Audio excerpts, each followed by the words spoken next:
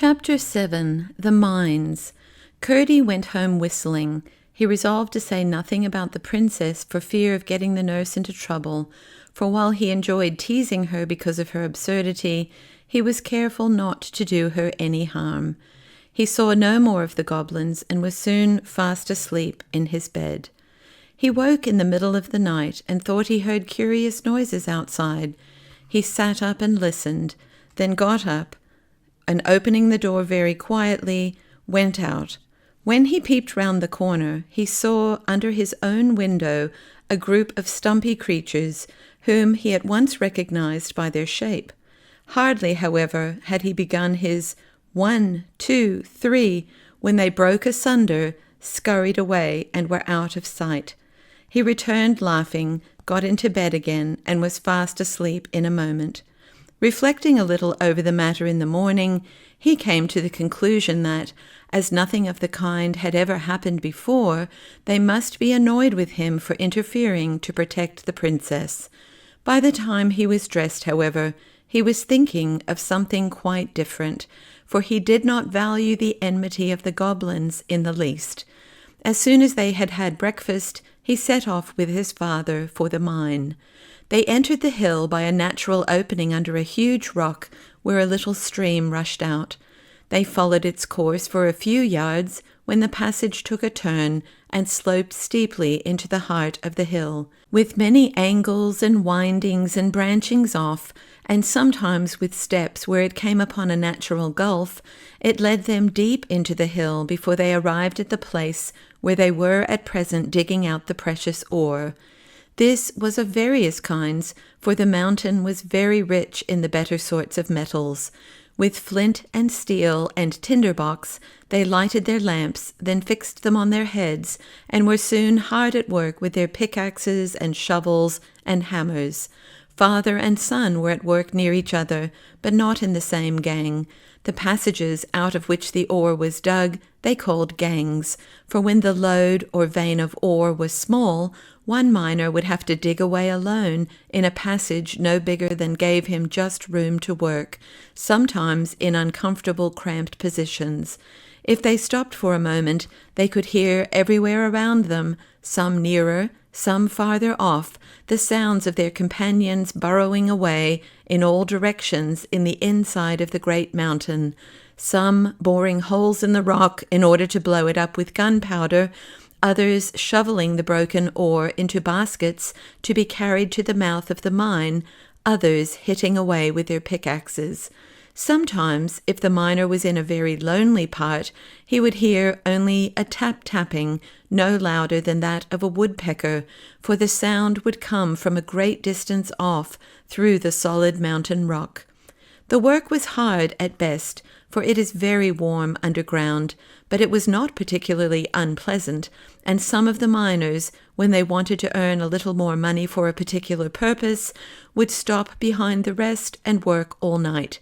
But you could not tell night from day down there, except from feeling tired and sleepy, for no light of the sun ever came into those gloomy regions. Some who had thus remained behind during the night, although certain there were none of their companions at work, would declare the next morning that they heard, every time they halted for a moment to take breath, a tap-tapping all about them, as if the mountain were then more full of miners than ever it was during the day. And some, in consequence, would never stay overnight, for all knew those were the sounds of the goblins. They worked only at night, for the miners' night was the goblins' day. Indeed, the greater number of the miners were afraid of the goblins, for there were strange stories well known amongst them of the treatment some had received whom the goblins had surprised at their work during the night. The more courageous of them, however, amongst them Peter Peterson and Curdie, who in this took after his father, had stayed in the mine all night again and again, and although they had several times encountered a few stray goblins, had never yet failed in driving them away. As I have indicated already, the chief defense against them was verse, for they hated verse of every kind, and some kinds they could not endure at all. I suspect they could not make any themselves, and that was why they disliked it so much. At all events, those who were most afraid of them were those who could neither make verses themselves nor remember the verses that other people made for them, while those who were never afraid were those who could make verses for themselves. For although there were certain old rhymes which were very effectual, yet it was well known that a new rhyme, if of the right sort, was even more distasteful to them, and therefore more effectual in putting them to flight. Perhaps my readers may be wondering what the goblins could be about, working all night long, seeing they never carried up the ore and sold it. But when I have informed them concerning what Curdie learned the very next night, they will be able to understand. For Curdie had determined, if his father would permit him, to remain there alone this night, and that for 2 reasons. First, he wanted to get extra wages that he might buy a very warm red petticoat for his mother, who had begun to complain of the cold of the mountain air sooner than usual this autumn.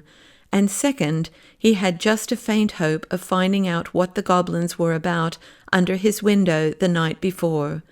When he told his father, he made no objection, for he had great confidence in his boy's courage and resources. "I'm sorry I can't stay with you," said Peter, "but I want to go and pay the parson a visit this evening, and besides, I've had a bit of a headache all day." "I'm sorry for that, father," said Curdie. "Oh, it's not much. You'll be sure to take care of yourself, won't you?" "Yes, father, I will. I'll keep a sharp lookout, I promise you." Curdie was the only one who remained in the mine. About 6 o'clock the rest went away, everyone bidding him good night and telling him to take care of himself, for he was a great favourite with them all. "Don't forget your rhymes," said one. "No, no," answered Curdie. "It's no matter if he does," said another, "for he'll only have to make a new one." "Yes, but he mightn't be able to make it fast enough," said another, and while it was cooking in his head, they might take a mean advantage and set upon him. "I'll do my best," said Curdie. "I'm not afraid." "We all know that," they returned, and left him.